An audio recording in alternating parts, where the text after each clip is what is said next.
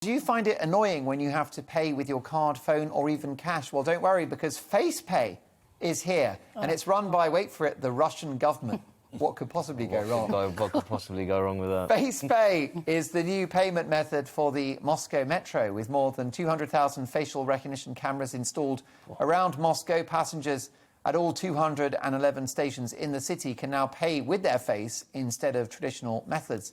This has caused some concern among civil rights groups. Are there any of those in Russia?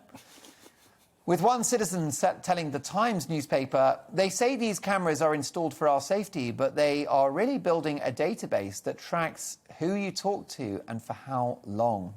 Certainly got a slightly dangerous hue to it. You could argue, Abby, that this dovetails with the COVID passport debate, the idea of this sort of biometric identification that gives you access to certain services, certain freedoms based on your medical status. This is in the same Venn diagram. Exactly the same Venn diagram in Russia. In Russian, it's platit s litsom, which means to pay with your face. I mean, yeah, what could possibly go wrong with that? And this, you're right, it's dovetailing in because essentially what we're going towards is the digital stuff, and eventually everyone will be monitored, a bit like living in Scotland.